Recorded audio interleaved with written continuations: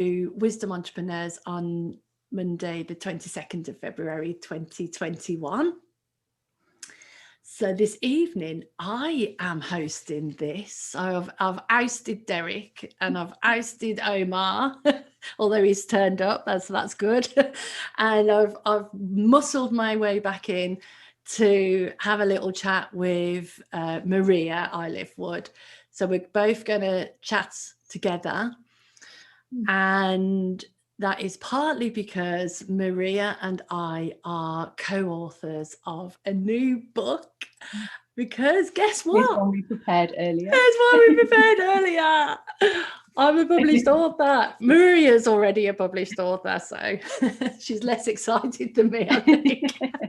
Yeah, but I'm excited because it's the first book published through my press. Oh, yes, and we're going to talk more about that. So, yes, so the title is, and Omar, feel free anytime that you want to join in as well.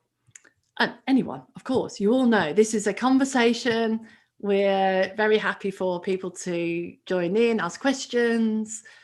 If Maria says something or I say something that you think, oh, I'd like to know a bit more about that, then just jump in. You can raise your physical hand. I will look out for you. And there's a way of raising your little digital hand as well, if you want to do that. So, yeah, we called tonight's show is, oh, hello, Debbie. We called tonight's show Is Life Linear?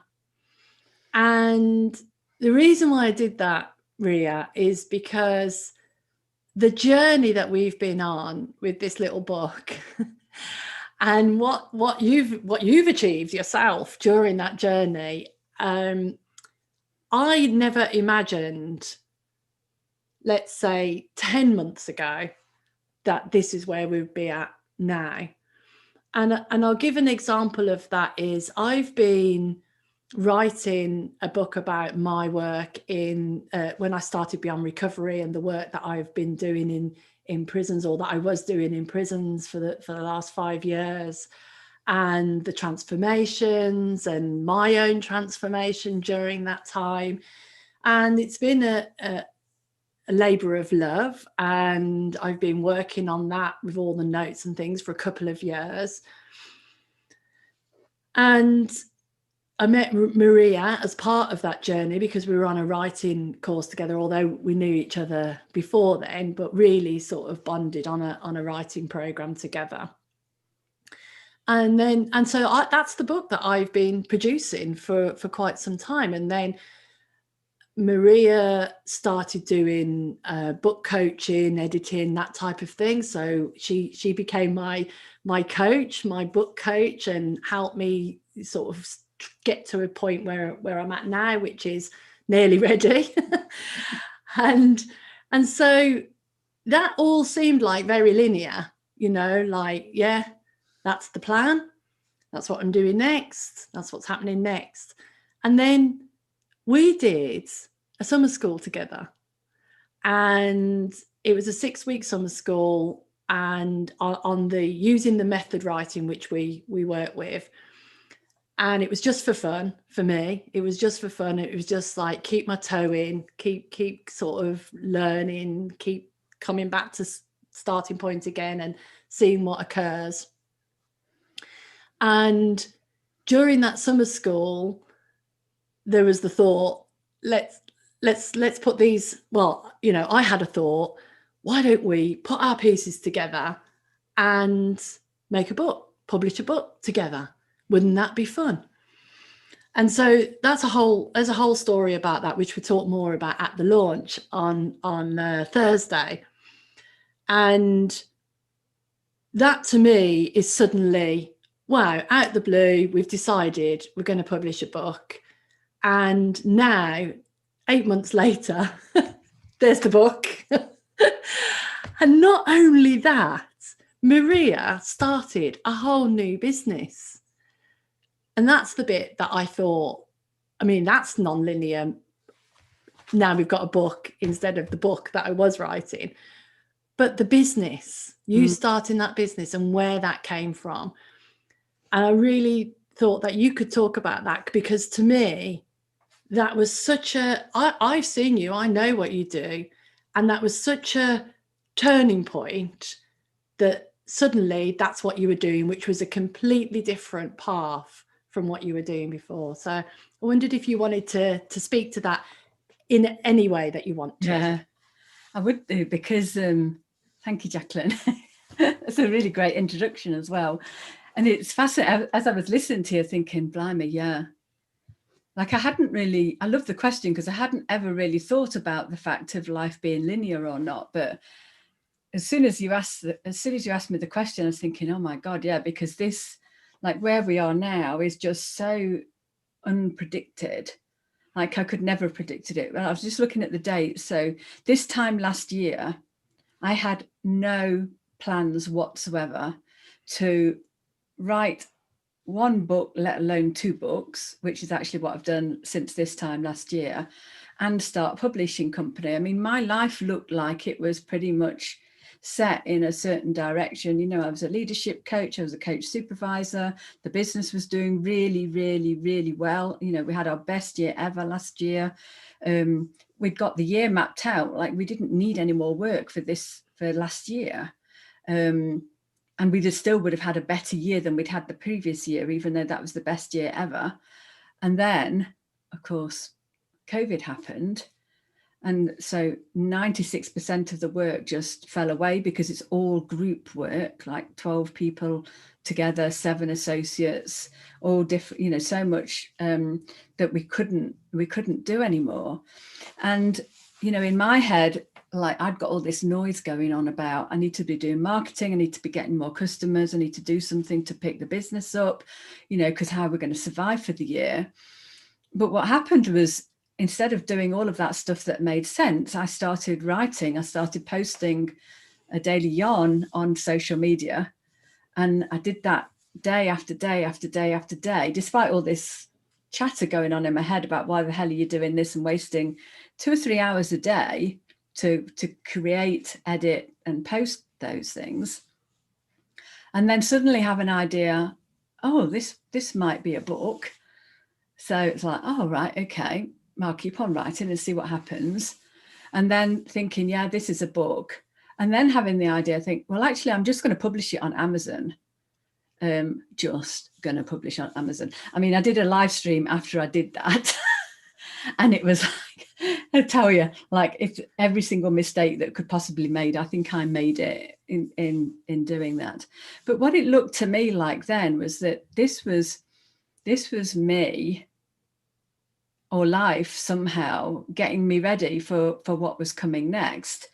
You know, like you, I have another book that I've done. It's almost complete. It needs some more editing. And I thought that would be the book that I would publish next. So the fact that I've written and published 2 more books in the meantime is like, you know, how does that happen?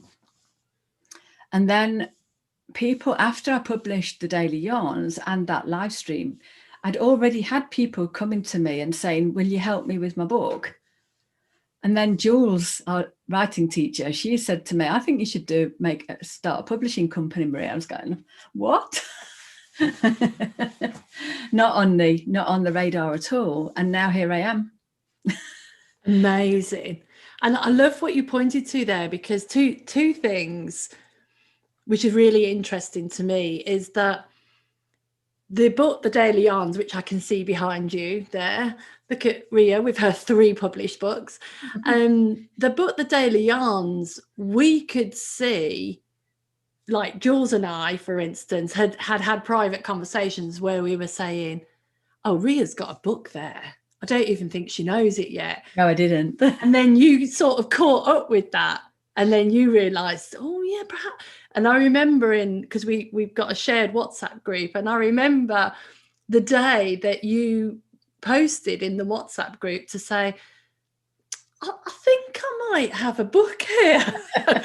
We'd already got it published and sold by the time so that was really fun and interesting. And then, like you say, you know, Jules saw way ahead of time, when Ria sets up her own publishing press, which wasn't on your radar at all, like nowhere near. And then the next thing, you've had this experience of self-publishing, people are asking you for help, and then you're going, do you know what, there's a place to serve here in the world. Yeah. Perhaps I can do this. That's how it looks to me, from what you've just said. Yeah. Apart from the screaming voices in my head that's going, what the hell are you doing? Because you haven't got 20 years of experience of publishing and writing books. You know, it's like when I went to register the publishing company with companies, you know, like there's publishers guilds and authors guilds and things like that. I don't even meet the criteria to register. Wow. Because I haven't got the years of experience that they're looking, and yet somehow it's making sense to do. Yeah. And like I've got calls booked in for the next couple of weeks from people who want me to help them publish the book. And I'm completely honest about my experience of this. I've learned a lot. You know, you and I, we've both learned a lot in this last 8 months publishing this book. But it doesn't make me a, you know, complete expert in it. But I think I know. I don't think I know. I know that I know enough to be able to help people. Yeah. And that's the thing. That's what thrills me more than anything. You may have seen the tweet that I put out earlier, where some lady was saying, you know, let's hope your new press doesn't, because I mentioned that I published through a new press, and, you know, let's hope they don't go under before the year's out or something, whatever she said.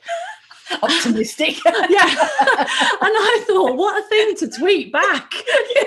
Because she'd actually said, it's better to do indie publishing. It's better to publish yourself rather than. And then I said, oh, there's a new press, and then she came back with that. Anyway, I said, well, everyone has to start somewhere. You know, let's just say that. Anyway, she sent some nice stuff back. But what I really like about what I'm hearing, and I don't know a lot about the industry, but the little toe that I've dipped in over the period of time where I've gone, what's it like to be? But it's a minefield. Mm-hmm. And there's so much. You would never start writing a book if you thought, I've got to do all of that stuff at the end of it. And what I really love about what you've started there, it's really in service to people like me who just want to write and have their book published, but would find it really difficult to get it published anywhere else. And also, I don't want to self-publish. I want to write my stuff. I want to do the best job that I can. And then I want it to be published. I don't want to go down that route of self-publishing, because that's a whole nother, you know, yourself and Nikki as well, know all about that. So I love that you bring that to the table, that sort of helping the little person, if you like, you know, helping people like us, but also with your understanding of knowing how the mind works and knowing where experience comes from. I think that you can really help people navigate those choppy waters. And you seem to be offering a service from the beginning part, where somebody might be, I've just got ideas for a book, to actually getting published by the end of it. You've got that whole thing one way or another, even if you say, well, here's some bits that you need to go and learn about and do. Is that right? Have I got that right? It was just making it, I don't want this to be like an advertising campaign for this. It's so interesting though, and there's plenty. I bet there's people here that just wonder how all that happens. So yeah, there you go. So, but I mean, what is lovely, I know that I have got people already that have been on the Unlock Your Book program that it's already made a big difference to, in terms of the way that they're thinking about the book. And you know, it's like what seems to happen is that people, they think about publishing the book and they think about all of that, you know, and it becomes a huge overwhelm. And actually you can't do all of that all in one go anyway. So it's just helping them to see. And these are people who already have an understanding of the principles. And it seems like from the people that I've talked to, it's like we forget that the things that show up in life also show up when we're writing a book. So it's just helping people to see that as well.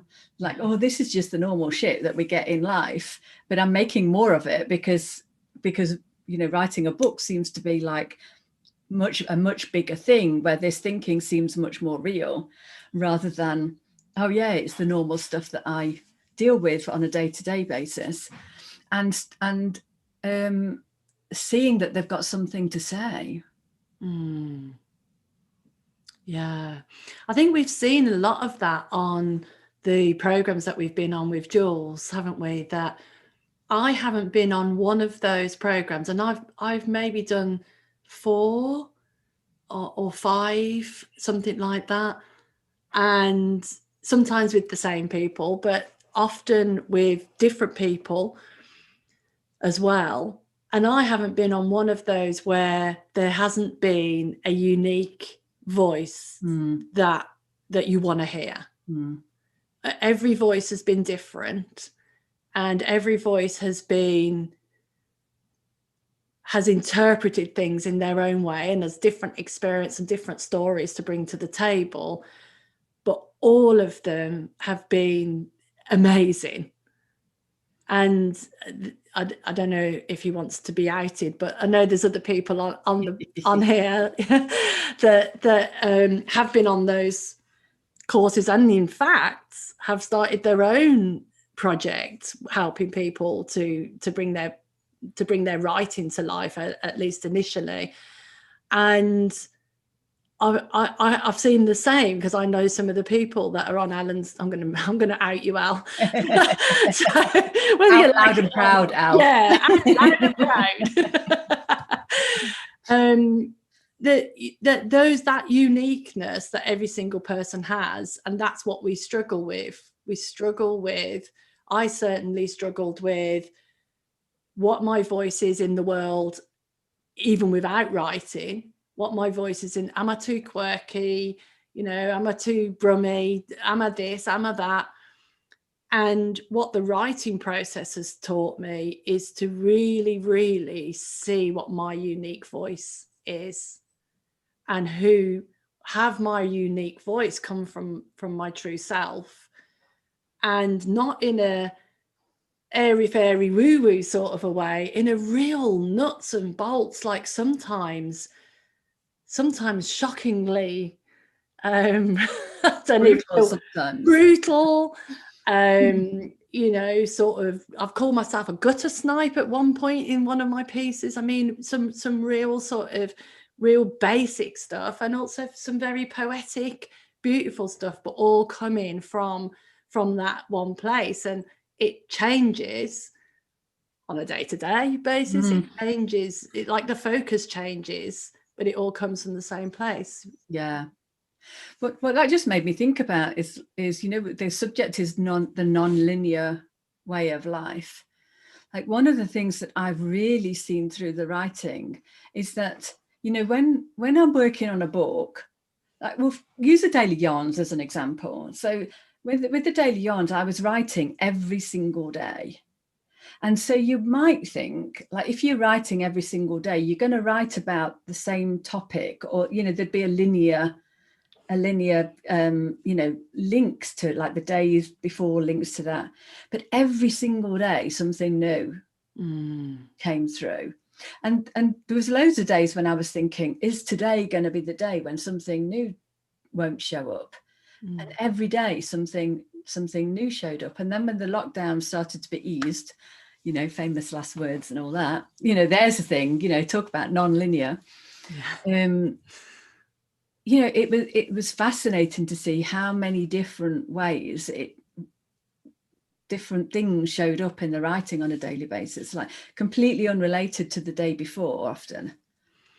Can you talk about one of my favorite things from the writing techniques that we use is write as you talk and write with nothing on your mind? Can you talk to that a little bit? Write with nothing on your mind. So, like, every day when it doesn't matter whether I've got a topic that I want to write about, or I'm just writing for class, or I'm just like, even when I'm not in class, I still write pretty much every day. It's like I sit down and I never decide what I'm going to write in advance. And if I have decided what I'm going to write in advance, I won't. So I'll sit down and I'll wait for that to, whatever it is that thoughts were in my mind about what I wanted to write about, I'll wait and just see what else shows up. And sometimes, like I've started on the page with Bar Bar Black Sheep, and most of my daily writing starts with, I'm sitting on the sofa, I'm in my dressing gown because it's usually first thing in the morning. I've got a cup of coffee, you know, it's raining outside, and then something starts to, so it's like I don't set out to write anything at all, even if I'm writing an article for a blog. So I had to do a blog for a conference that I'm speaking at in March, and the topic is the link between well-being and presence. I knew that was the topic that I was going to write about, but I didn't think about it beforehand. I just sat down and think, right, okay, I'm just going to write without knowing what I'm going to write about and just see what comes, and something different. Like I know, because I do think about it, you know, I might have been thinking about it beforehand, but when it comes time to sit down and write, I wait and see what shows up. And more often than not, something so much better shows up than what I was thinking about beforehand. And is there a parallel of that in how you live or how your business? I wish I could say yes. Yeah, I'm always like that. But there is, in that, I think, I mean, if you think about setting up the business, like that's pretty much it, that I would say starting the publishing business has probably been more along that lines, not worrying about what the future's going to bring, not worrying about whether I can do this or not, just doing the next thing that makes sense. And sometimes the next thing that makes sense has been researching. It's been, you know, watching webinars, reading articles. You know, I've read and watched, I know you have done the same this last few months, but read and watched so much, but not, I don't have a plan. Oh, I'm going to learn about this, I'm going to learn about that. I just do what feels right in the moment to do. And even if I have, because, you know, we've been doing some work around social media and marketing and stuff like that, even that, I don't say, right, okay, on this day I'm going to do this, and on this day I'm going to do that. It's like we have some ideas and kind of make a note of some of the ideas, and then just do what feels right on a daily basis. So I don't beat myself up if I've missed a couple of days putting posts on social media, because I'm supposed to be advertising the book and advertising the launch and that. So I do pretty much have the same approach to everything. And then yeah, just not all the time. Yeah, me too. I wish I did it more often. Yeah. So you sit and write with nothing on your mind as well? Yeah, I wish that I did life more like that. So I definitely sit and write with nothing on my mind, and seeing that my best writing has come from there has enabled me to let go much more often. So there are times, and certainly in the early days, there were times when things came to me and I would think, but I want to write about that. And then I'd realize that it just wasn't as good if I just let go. And the thing that I'd been thinking about sometimes will come out in that writing, but not always. Yeah. So seeing that has really informed my writing and my ability to just step back into what I would call the unknown. And as you said, even I was preparing for a workshop at the weekend that I'm running in some time, I can't remember when it is, in March, and it's for a non-3 principles audience. And so it'd been on my mind, what shall I do? What shall I do? What shall I do? And nothing was, you know, I had an idea, but nothing was really juicy enough. I didn't feel it. And then I sat down, I thought, well, the deadline was Sunday, and it was Sunday. So I thought, okay, well, now I've just got to write something. Do it now. Yeah. and even if it's, you know, my best at this moment in time, that will be good enough. And when I sat down to write it, some other thing occurred to me to do. And I went and did that thing. And then the idea just came of what I needed to do for the workshop. And it just flowed out like in one piece in less than half an hour, you know, that I've been thinking about for 2 weeks. Mm-hmm. So I love it when it works out like that, when I can sort of let go of that and go, yeah, right. But there's often times when I don't, when I force it, or when I think that it's linear and I've got to do this next and that next and that next. And social media is a good one. I'm really glad you brought that up, because previously to marketing the book, I sort of really just dabbled in social media. Somebody else did my tweeting for me. I wasn't that bothered. I was sort of building up a little bit, you know, it was like when I felt like it. And then all of a sudden we were in the middle of marketing this book, and it felt like I had all these things that I had to do. And what I realized was I'm just feeding the beast all the time. Mm. And that actually at any point I can just go, I'm not feeding you today. And you know, I've noticed that I've got several messages every time I log into Twitter on both my accounts and Facebook, etc., etc. So I suddenly felt like I was on this hamster wheel, and I thought, how will I ever take a holiday? and then, you know, like a couple of days ago and again this morning, I just thought, oh yeah, you just stop. You can feed the bees for as long as you want to feed the bees, and then when you don't want to feed it anymore, you can just stop, or you can take a week off, and actually probably no one would really notice. But you get bought into this idea that you've got to keep going, you've got to go faster, you've got to do more. So that was really interesting. And I likened what you were talking about to my running journey. You know, I started a running YouTube channel, and I research and watch videos and getting camera angles and thumbnails and all sorts of things that I never knew anything about, but I'm loving it. And Rob said, where's this all going? I said, I have no idea. No idea. I'm doing it for fun. Yeah. I'm literally doing it because I'm loving doing it. And for some reason, I'm really drawn to putting it out there on YouTube. And I've got no big plan. It's just out there. Yeah. And you can really see the joy in that and what I'm doing there, compared to where I think I've got to go next. And sometimes that's way less joyful, you know, like writing proposals for prisons and things like that. Yeah.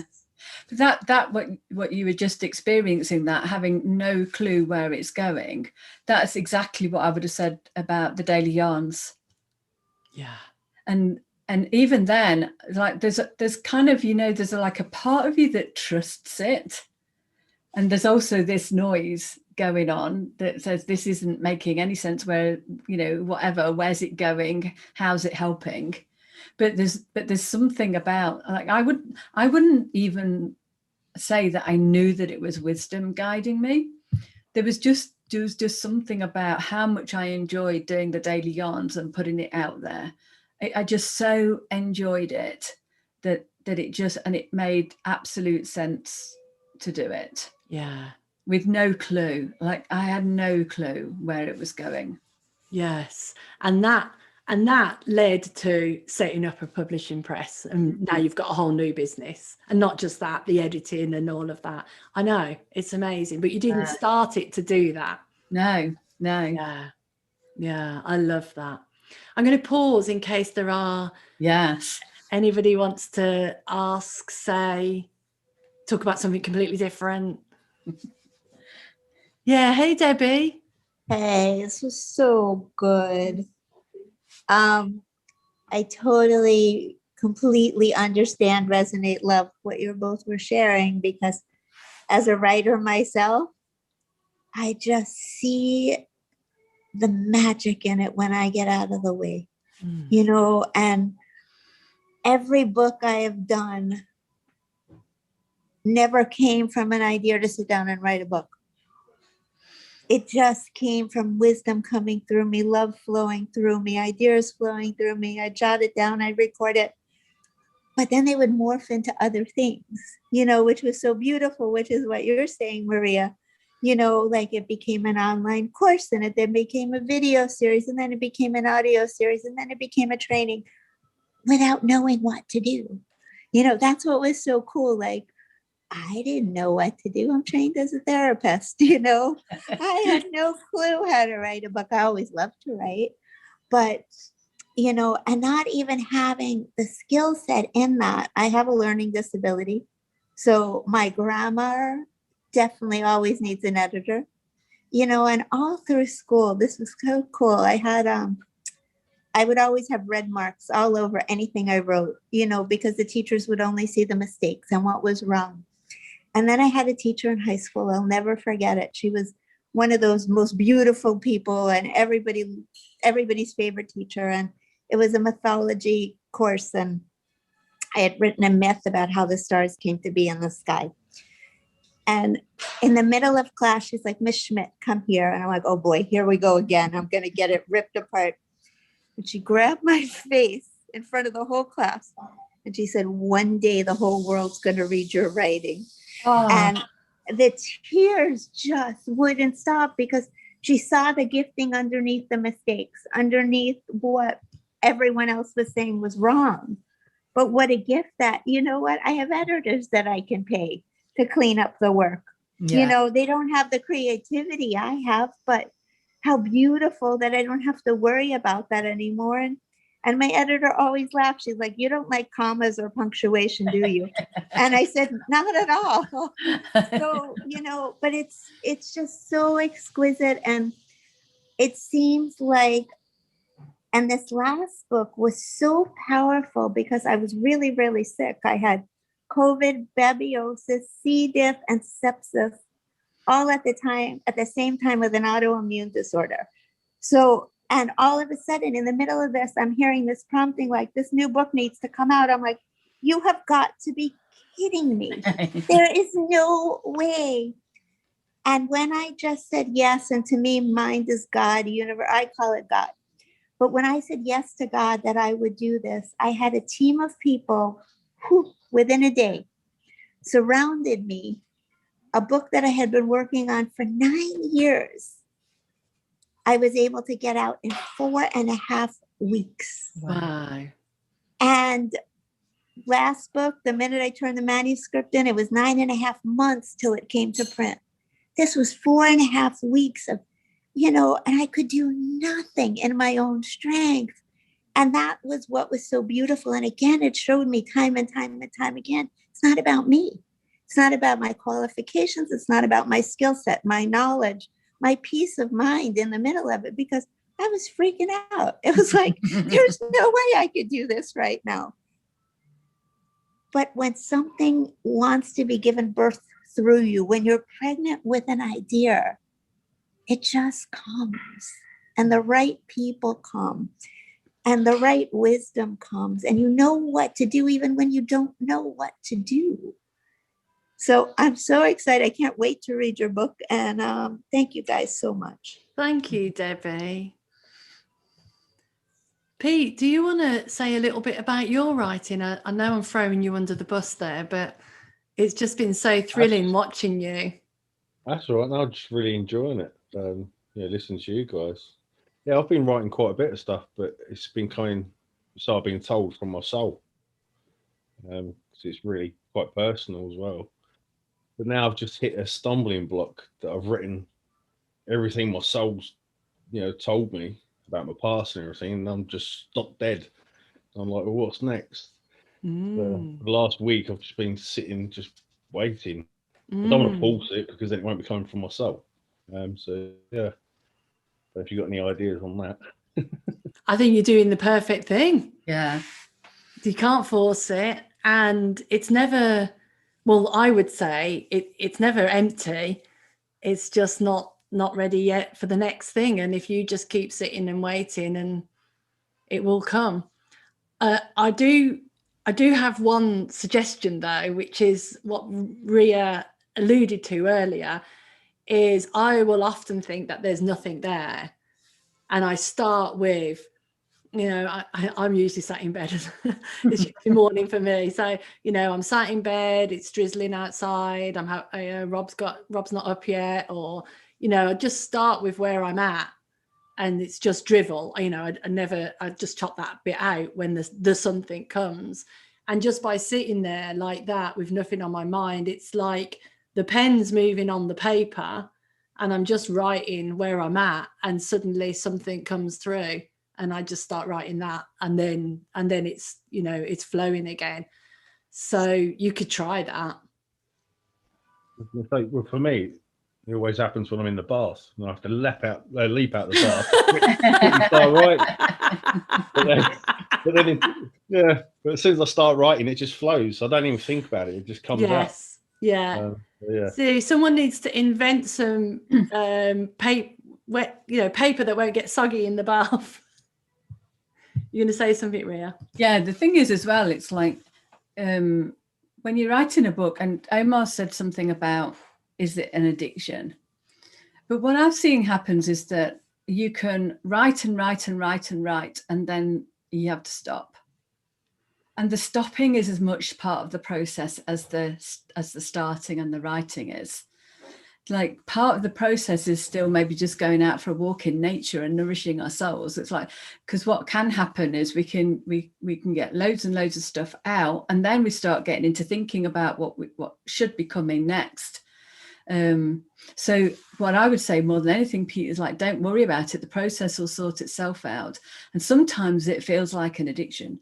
When I wrote my first book, and I had a contract where I had to write it. Lorraine will remember this, won't you, Lorraine? I had a contract, and the publishers asked me how long, and bearing in mind I'd written nothing, I just had the idea. The publisher asked me how long it would take me to write it. This was January. And I said, I'd like to have it done by the summer. And so the contract came through. I had the deadline of the 4th of July. And so for the last 6 weeks, I was writing 14 hours a day, pretty much. Apart from the odd day when I had some work. I didn't have a lot of work going on at that time. And it really did feel like sometimes an addiction. But I think it's not addiction. I think it's flowing. It's like really, really flowing. And then it stops for a while. Yeah. And also, even when you've got, like, our books, I've got a book, you've got a book, they're not ready to be born yet. So instead of forcing that through and making that happen, I know you're the same, like, we keep picking that up and going, is it time yet? Is it time yet? Yeah. But we don't go, right, okay, let's get this done, let's get a plan in place, blah, blah, blah.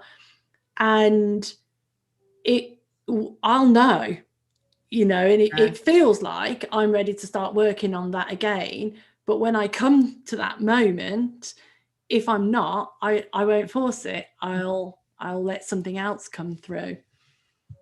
Wendy has her hand up. Is that okay? Yeah. I think, like what Pete was saying, the words come to you when you have the right feeling and when the time's right. It is very free P-ish. When I've written bits and pieces, and poetry and songwriting is quite different, because songwriters and poets can just have a whole poem just come to them in a flash.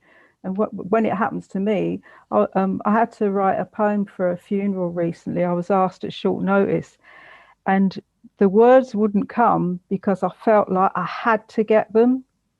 I did write a poem, and I didn't think it was brilliant, although at the funeral people said, oh, that was really good. But a few days later, I was on a bus going to work, and the poem that I felt I should have read came to me on this bus, and I didn't have a pen, so I had to get my phone out and put the whole poem down. So sometimes, particularly if we're talking, even I would guess, I've never gone as far as writing with a book, but with a book, you know, you can suddenly, you know, this thing people talk about, they keep a pen and pad by their bed or something, or like Pete says, in the bath, just a character can come to you, or words can come to you. It comes to you. I think sometimes it's back in your consciousness, you know, it's probably arrived a bit earlier and you're not even aware of it a few days early, and suddenly it just, for me, it just rushes through and I think, oh God, pen and paper. So, but we're all individual, you know, when it comes to words, everybody's got the words in them, you know, and it's just a judgment whether your words are good or not. Beautiful. Wilson? Hey guys. Just a quick question. I wanted to know, like, you see when you're writing and then you're talking about things come to you and stuff, is that that's a hard question. It's like, is that personal writing or is that writing about something? Or is it like, it's hard. I know what I'm asking, but I can't articulate it. So I find it easy when I'm writing about myself. I just find it hard to choose what words to use. But I kind of know what I want to say because it's about myself. But if I was writing about a car going up a hill and I was meant to explain a car going up a hill, how, like, is that harder? Is that what you mean by you have to sit and wait for it to come to you? Or, because I'm kind of getting lost on that bit. Mm-hmm. I'll let Ria go first. I've got a thought on that. Yeah. I'm sorry, the way I articulated it was a bit. No, I think it's it. Yeah, I do as well, Omar. What was occurring to me is like the thing that makes it hard to write is thinking that we have to write something good. And so that our ego and our intellect gets in the way. So like sometimes it's really easy to write about yourself and sometimes it's not. Sometimes it's really easy to write about a car going up the hill and sometimes it's not. So it's more to do with your expectation of what you're writing and how good it should be. That's for me, that's when it feels really hard. It's like when I'm writing and I have a load of judgment going on about what I'm writing. And I know I used to try and write, like a lot of people write trying to look as if they're a clever writer. Whereas if you start just by writing, if you were talking to your mate about this and write it in the way that you're talking to your mate about it, it'll make it a lot easier. And maybe you'll edit it later. And well, let me rephrase that. If we're going to write something and publish it, we will edit it later. Like it never, I hear about, I think Wendy talked about songwriters and poets. Sometimes songwriters and poets say the whole song comes out all in one go and it's perfect all in one go. I think Paul McCartney had that with Let It Be or something like that. But for the rest of us, like it's probably going to need editing. Even if it's good to start off with, we'll probably edit it. But it's like, don't worry about that bit. Just get it out on the page, and just get it out on the page as if you were just telling your mate about it. Does that make sense? Wilson, shall I call you? That makes perfect sense. Because I feel like that's sometimes what a lot of writers worry about. They want to get everything done correctly and perfect now. Yeah. And the other thing about it, Omar, is that when you write the way that you're talking, this is the fundamental thing that we learn in the lessons that Jacqueline and I have been doing I've been doing for like over 2 years now. Like that is the thing, your voice, the way you talk is the thing that will make the story interesting to the reader.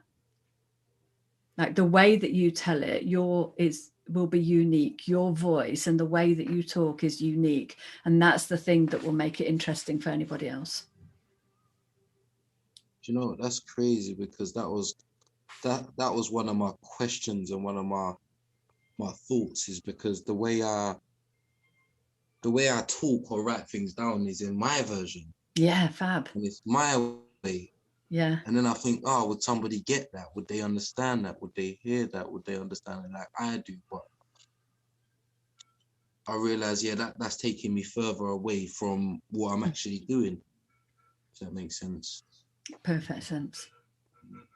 Yeah. And if you think about that in everything else that we do, it's the same, isn't it? So you don't turn up to a webinar and try to say something clever in the webinar that other people will understand. You turn up to a webinar and you speak from your heart, or you tell a story, or you listen and respond to that. Writing's exactly the same, and we've learned about how to do that in life, but we haven't necessarily realized it's the same with writing, it's the same with music, it's the same with art, it's the same with painting. You turn up and you go from where you're at. You don't try and make it into something. It's lovely.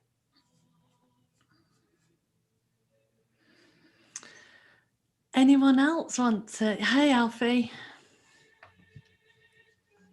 I just wanted to say how nice it was, the parallel between how you were describing Ria setting up her business, where you're really taking people from, you know, just exactly where they're at, and holding this like really kind sort of space for wherever they're at. And it's just such a parallel with you and your running videos. And because I had one of them happen to pop up after I'd watched something else, and you're just like so radiant and just so it's not about just the running and the passion or the writing and the printing. It's something about that space that you're creating that's got exactly the same feeling, both of you, but with your different sort of themes or something. And yeah, there's something really special about that.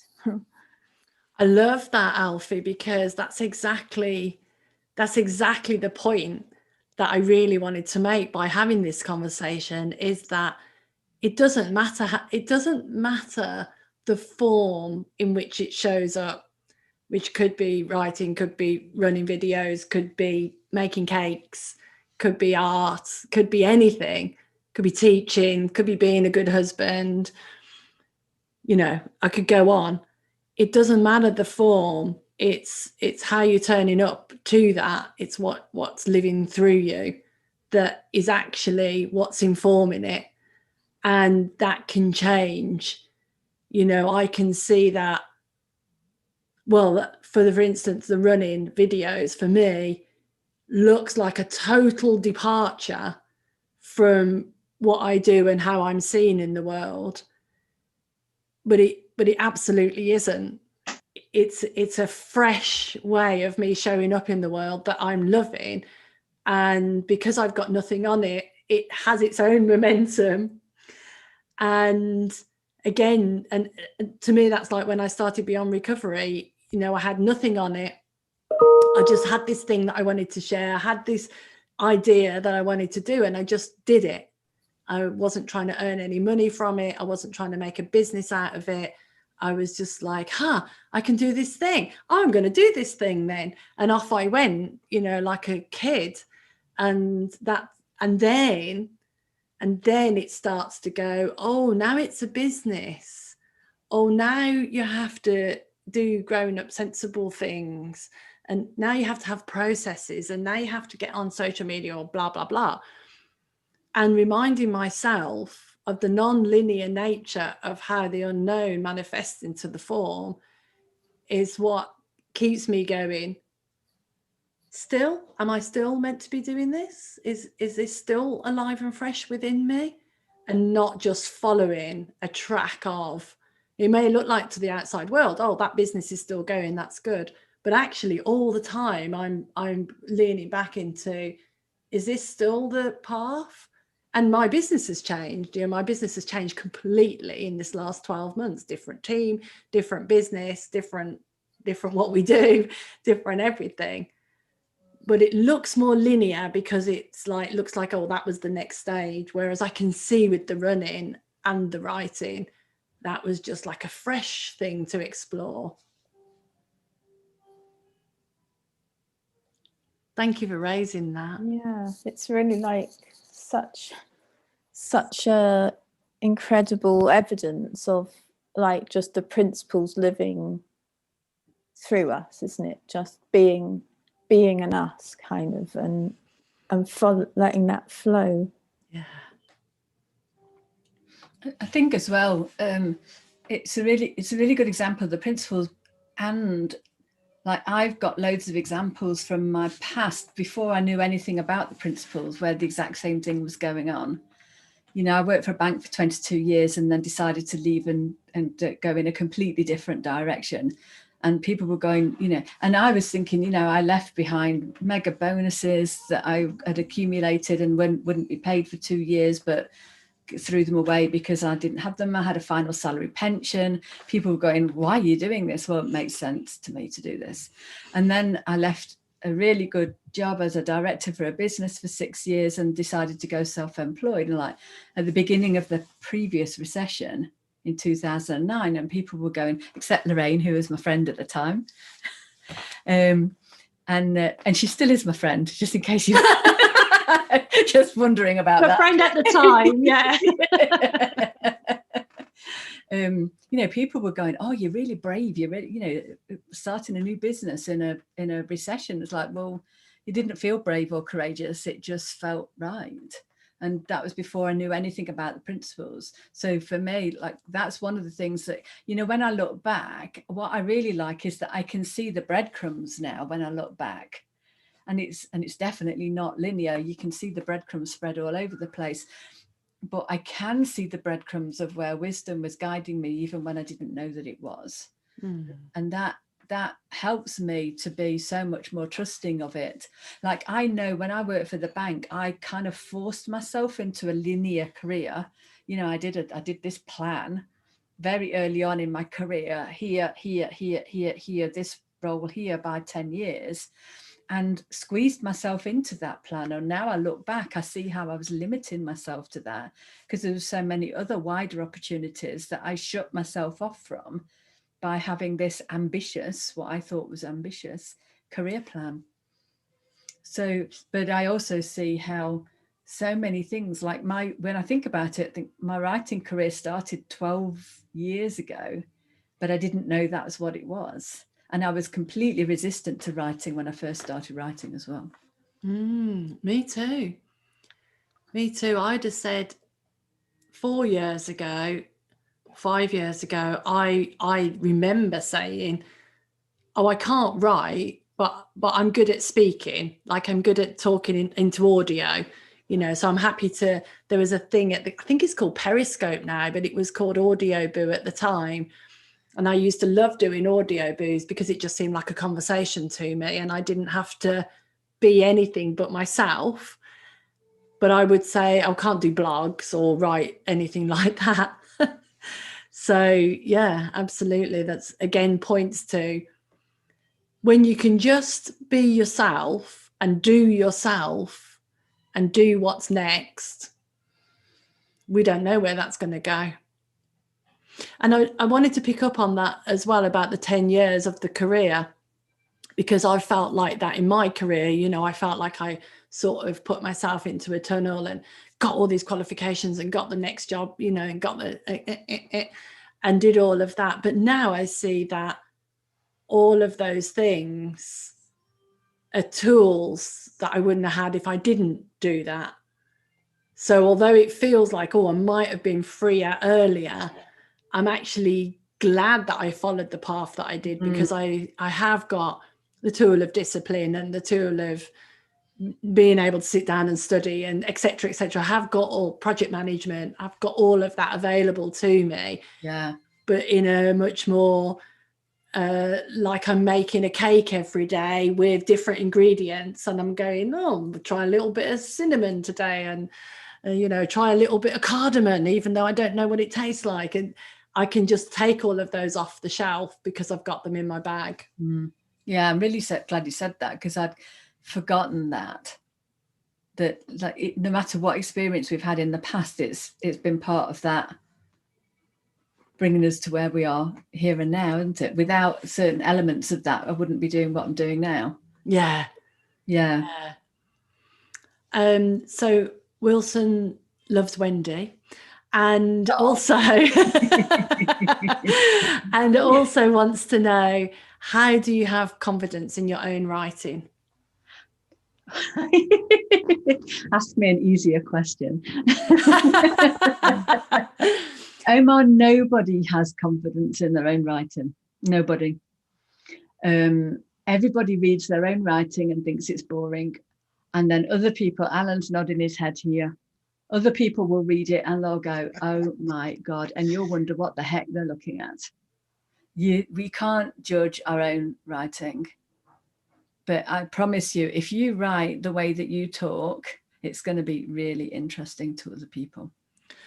That's a really good answer. And that leads me to not to write in a vacuum. So I think that Pete would be more judgmental about his writing if he hadn't sent it to someone and had them go, wow, this is amazing, encourage him. And then he's able to go, oh, okay, it seems as though I'm helping people and it seems as though this is okay, and keeps going.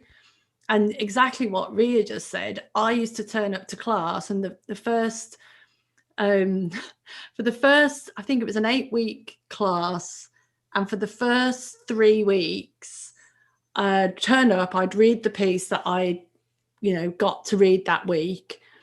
And our teacher, Jules, would say to everybody else, okay, well, you didn't do the exercise, or this bit's good, but you could do with doing that. Or, she'd say all these things, she'd give feedback. She's very, very encouraging, but she's very straight as well, and a stickler for what she's teaching, because she knows it brings out the best in people.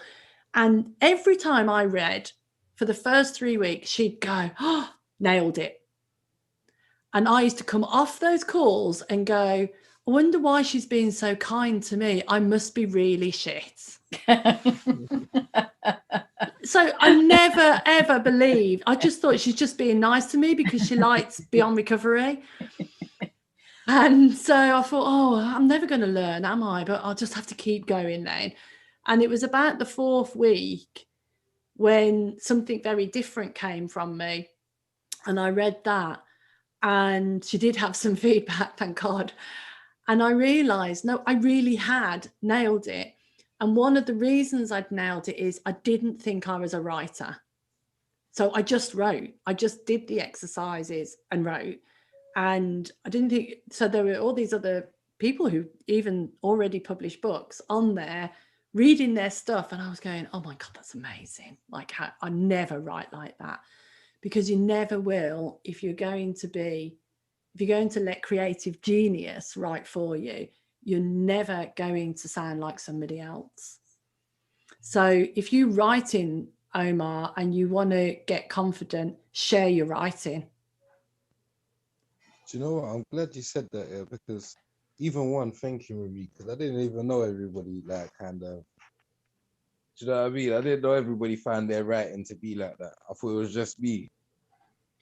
And I'm like, that's kind of like the only non-free P thing. Do you know?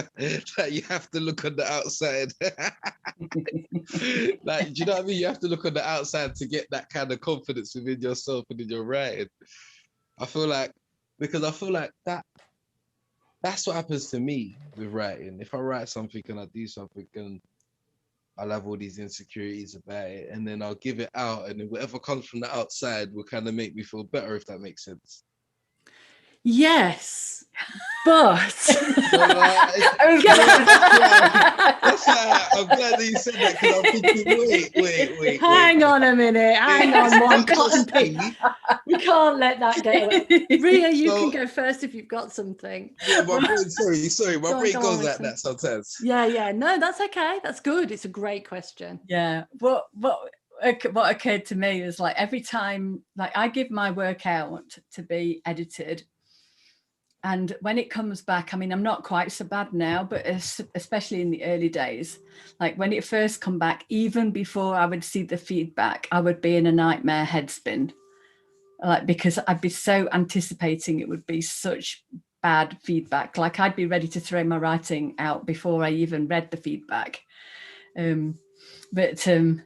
Yeah, so it is a funny thing. I think all we're saying is that for some reason, we don't look at our writing with the eyes that other people see it, because our voice we're so used to our voice. If you're like me, like I'm 58, so I've got 58 years of listening to my own voice. So it sounds pretty boring to me. And so it's very hard to see because you're so familiar with your own voice. Like it doesn't seem as if it's as interesting as other people. And even when other people say to you it's brilliant, like Jacqueline was just saying, she didn't believe it. And it's only the stuff that goes on in our own heads about it all. I don't know if you were going to say, I was just caught up in the idea of what I'm like when I get feedback before I read it. So yeah, no, I was going to say that the confidence doesn't come from what other people are saying. So if it did, every time Jules went, you've nailed it, in front of people who were published authors already, that would have given me confidence, but it didn't, because I didn't believe that what she was saying was actually true.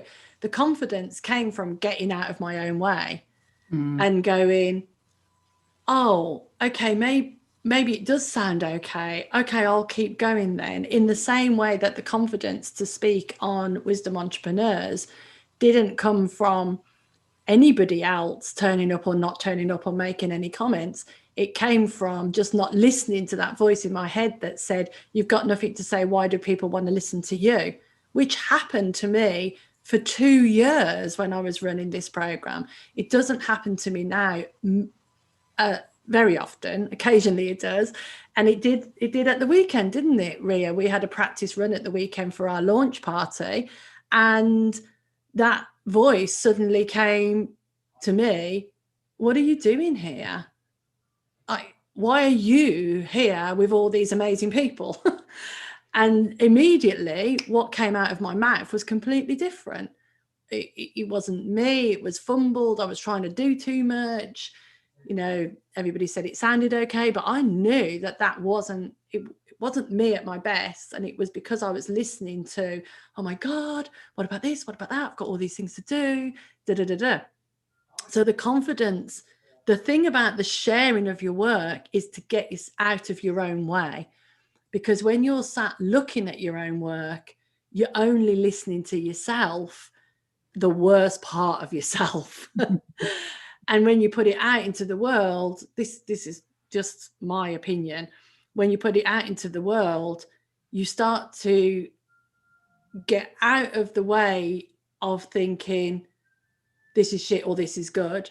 You start to get a more realistic idea of where you're coming from. Don't know if I've said that right. Can I throw a spanner in the works? Go on. Suppose it's shit feedback. Yeah. Suppose you just get rubbish feedback. Do you know what I mean? Tell me what is rubbish feedback?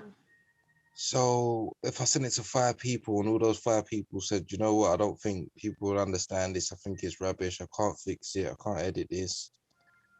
It's like, how would you build your own confidence? How would you just say, you know what, I'm putting this out there. I like it. Or do you know what I mean? Have you done that? I'm going to say, have you done it? I was going to say the same thing. Is that what's happened, Omar? Or is that what you're just making up? No, because it's like future fears of mine. So I'm just trying to. There you go. I tell you what I do though, Omar. The people that I ask for feedback from, I'm very careful about who I ask, especially in the early days. Like I asked people who I trusted to be kind and honest, not just kind and not just brutal. you know, because you can ask for constructive feedback. Like, you know, you can get feedback that says, well, maybe you could do this, or maybe you could do that, and you could see it as being not helpful or critical or whatever. So it's kind of like, you know, it's certainly to start off with, like, if you've got any thinking about your writing, Omar, send it to me. You're now my trusted person. Absolutely. Honestly, I will show you where it's good and where you might be able to make it better, but that doesn't mean that it was bad in the first place. This is one of the things I really want to. Lorraine, can I put you on the spot? Yeah. I was going to speak, and then I turned the sound off again. But and Pete after Lorraine as well. Yeah, I'm a new writer. Last year, I joined one of Maria's online writing groups, and I was just journaling for my own therapeutic benefit throughout that. And then a friend asked me to contribute a piece towards her book, From the Heart, Nicola Drew's book. And it's just a really casual request. Would you like to contribute a piece about love?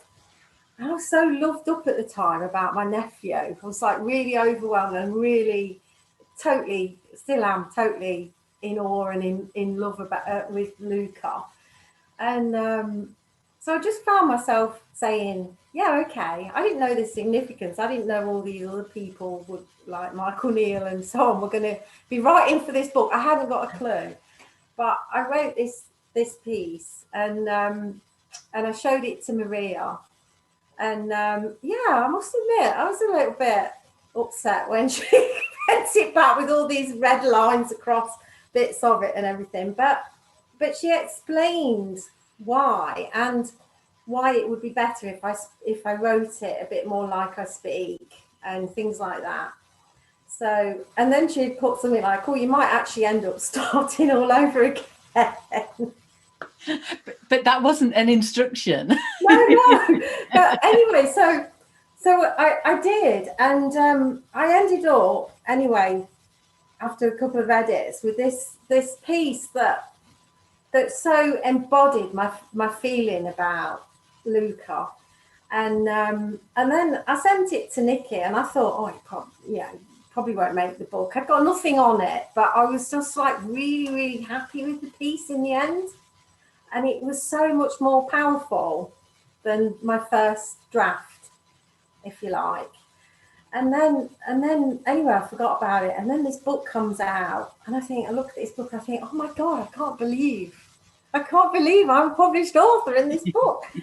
and then I started reading everybody else's and thinking, oh, I'm feeling really insecure and thinking, oh God, mine's rubbish compared to theirs and all the rest of it. And then I got a message from my friend who put the book together, and she said that she'd had feedback from my piece, from somebody saying that it really moved them and it really helped them and things like that. So I'm probably the least person who wants to speak on Zoom or publish something, but I realised that it's helpful. It can be helpful, and since then, since Maria's group, I've carried on journaling, and I'm working with special needs kids on a farm now, and I'm journaling all the time about that. And I don't know if it's going to be anything, but it feels important to do it.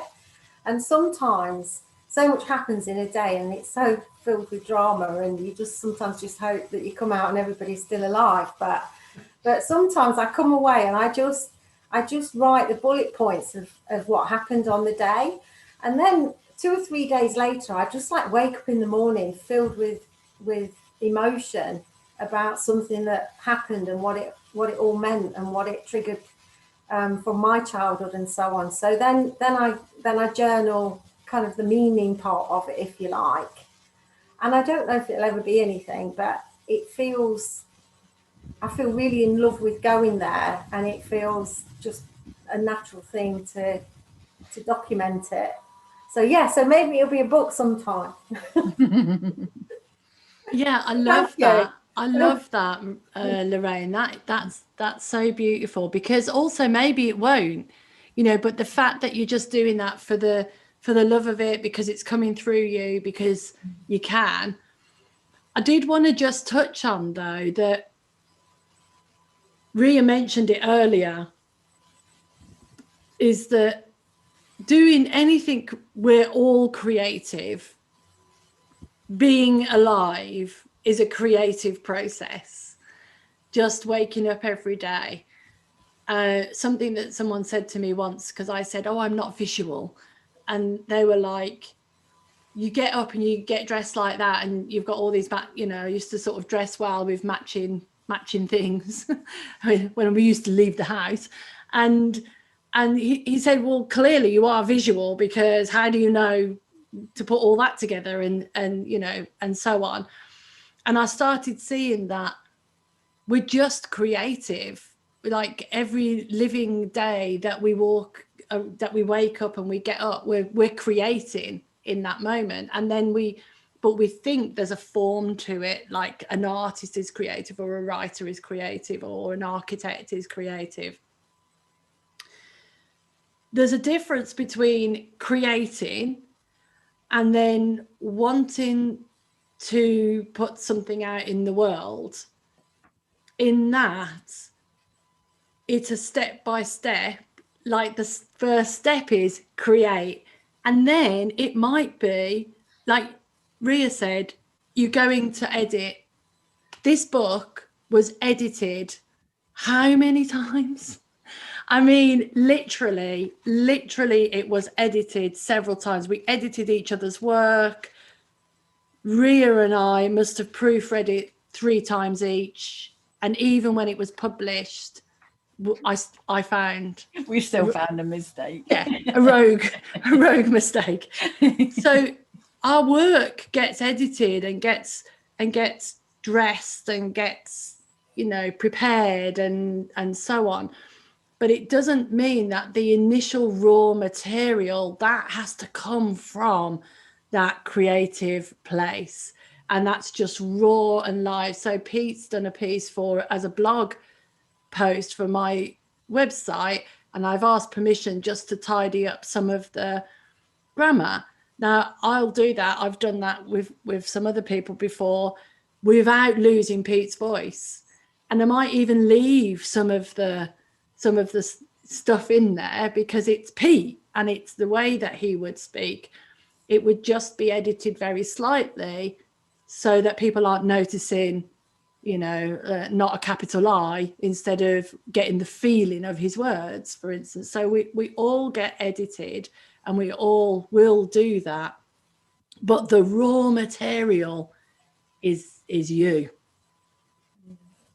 And the joy that Lorraine just talked about, the joy of just going, and Pete in the bath, oh, I've got this thing to say, and then putting it out. And then at some point it may turn into something, and it might not. It might just be loads of notes that you look back at when you're an old lady or an old man and go, oh, wow, remember that time when I did that?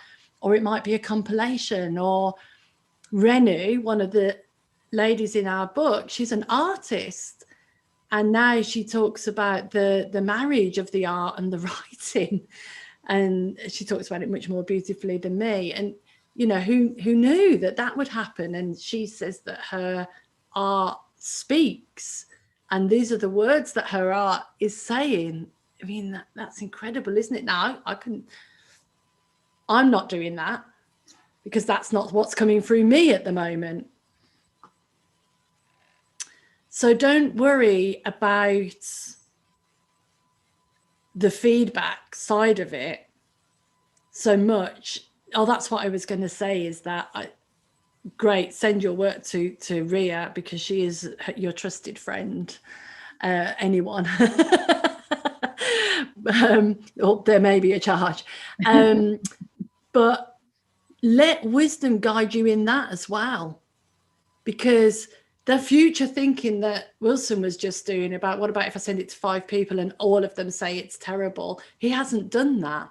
So that is just our chatterbox mind going, what about if everybody says it's crap?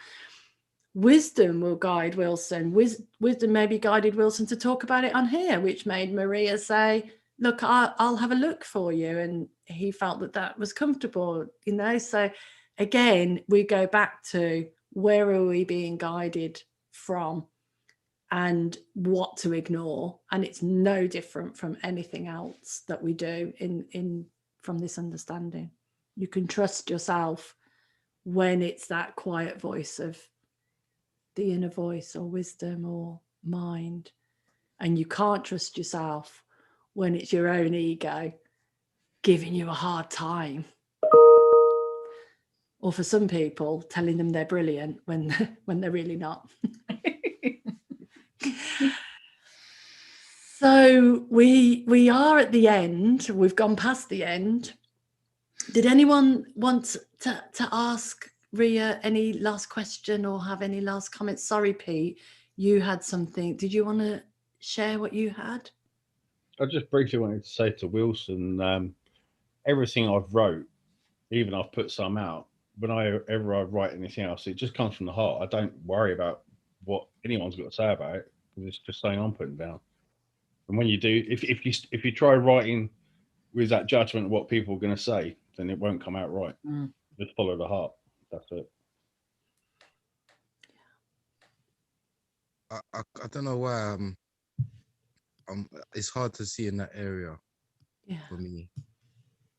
But I really, it's an area I want to gain confidence in, and I want to just be able to do, just like I shared, you know what I mean? I want to be able to just write it down. But there's like when I put pen to paper, it just feels like, what do I do?